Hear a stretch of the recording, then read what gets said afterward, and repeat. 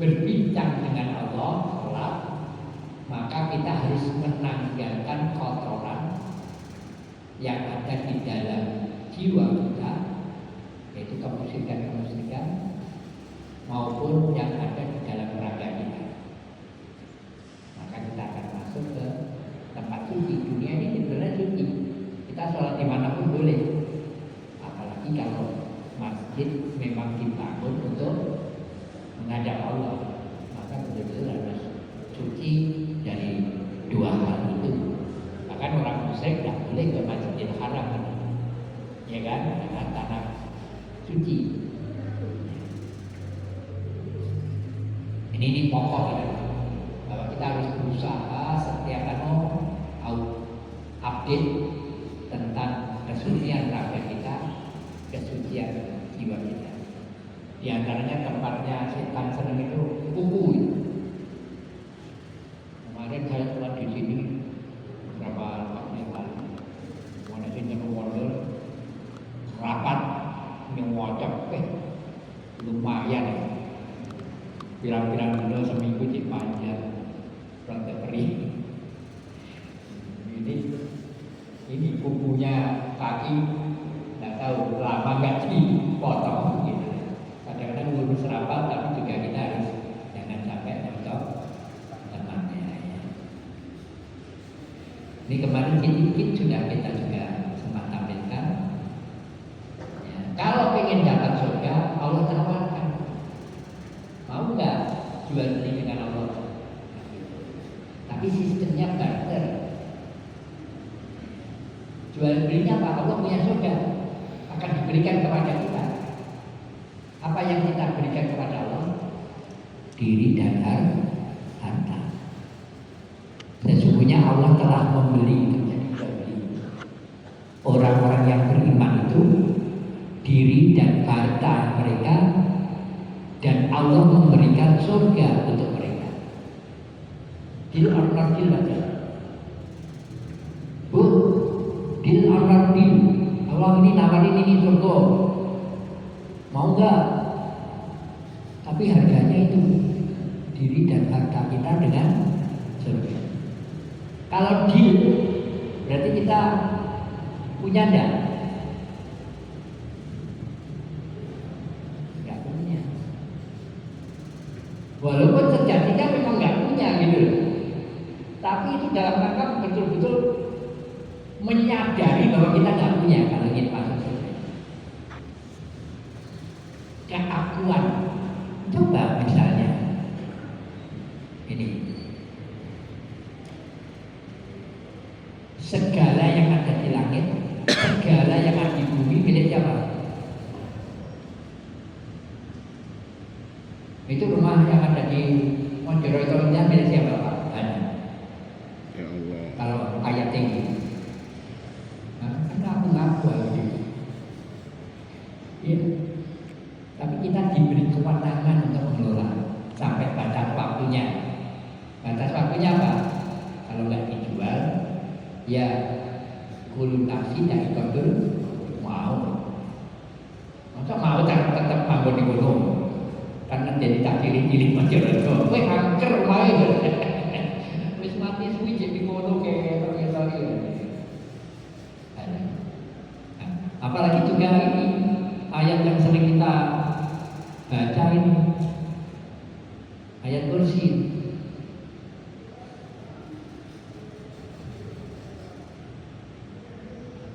Ini kepunyaannya apa yang di langit dan apa yang di yang ada di dompet Pak John milik siapa? Kita kan ngaku-ngaku gitu. Terus tak minta boleh enggak? Ya jangan. Kewenangannya, kepercayaannya ke aku, bukan ke kamu, kan gitu. Tapi milik Allah gitu. Kalau milik Allah artinya apa? Ya harus atas izin Allah. Tidak boleh menggunakan harta, rumah dan sebagainya kalau Allah tidak izinkan. Gimana tahunya Allah mengizinkan? Allah ridho enggak terhadap apa yang kita lakukan itu?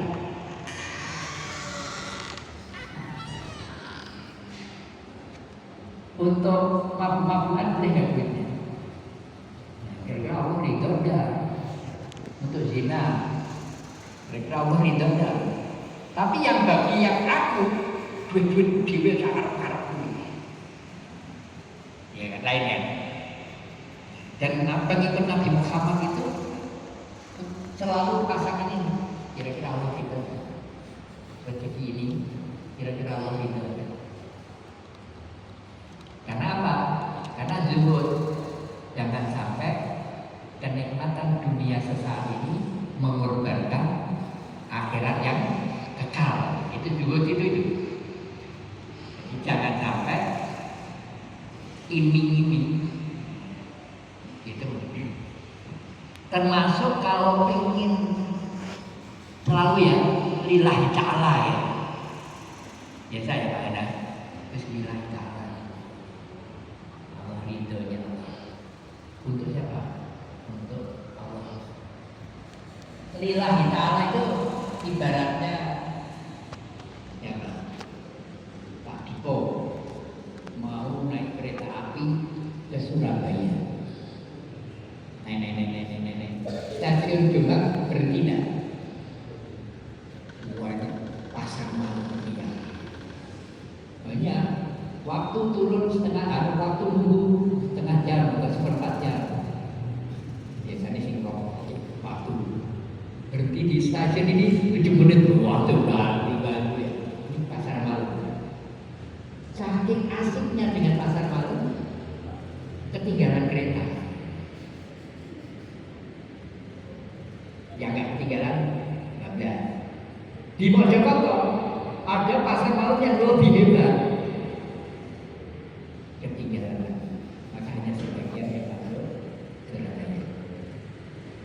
Maka kalau panjenengan pengen dapat betul-betul sukses akhirat lillahi ta'ala, kuncinya satu, beres di nafsi. Jadi betul-betul mampu mengelola nafsinya, keinginannya tetap dalam hukum kendali lillahi. Nafsi tidak boleh mengorbankan lillahi, melalaikan, melupakan lillahi. Ini tadi, jangan sampai Jombang lalai kalau tujuannya Surabaya gitu. Mojokerto juga gitu, lalai kalau dia menuju Surabaya. Keinginan itu tak terhingga kalau dituruti. Bahkan gambarkan di Quran, kalau inginnya satu lembah emas dituruti oleh Allah, tetap minta 2 lembah kedua, ketiga, dan seterusnya sampai tanah masuk mulutnya dimati. Tidak punya keinginan. Linasi beres, masuk ke komunitas. Ini hati-hati ini. Ini kita lihat ini sakinah rotor. Linasi itu masuk komunitas dengan keinginan komunitas.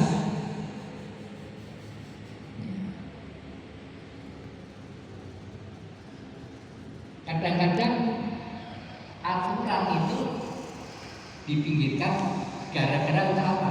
Komunitas. Di antaranya apa? Ngenteng nih komunitas lain. Tidak menghargai, merendahkan. Tanpa sadar ngomong-ngomong biar kita ini sadar eksis, merendahkan, jelek-jelekin, ghibah, fitnah. Komunitas ini namanya nafs makruh.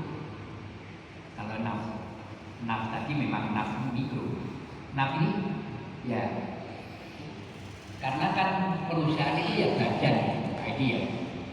Perusahaan itu kan dinamakan badan ya, yaitu manusia makro, super makro ya pemerintah. Ini juga ujian ya. Banyak orang terjebak komunitas itu ormas, itu menjadi tujuan. Harusnya itu hanya sarana untuk mencapai tujuan. untuk mendapatkan sinergi, untuk mendapatkan kelengkapan, karena kita ini manusia kan hanya punya kapasitas 1 titik, 2 titik ini. Untuk betul-betul lengkap harus betul-betul kerja sama. Nyatanya yang pokoknya mati kulit salah bener pokoknya komunitas. Dan agar muncul, agar dianggap loyal, ngantem komunitas yang lain. Ini kena ayat 31, 32.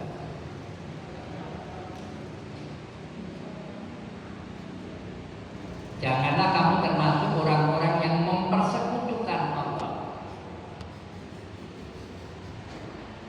yaitu orang-orang yang memecah belah agama mereka.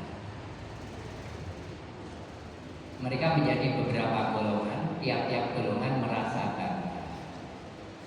Memecah belah itu tidak hanya gini, kita memecahkan diri, nggak mau dengan yang lain, kan sama dengan bagian dari pemecah, walaupun kita yang memecahkan diri.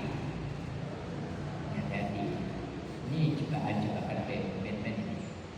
Begitu sahaja merdeka dari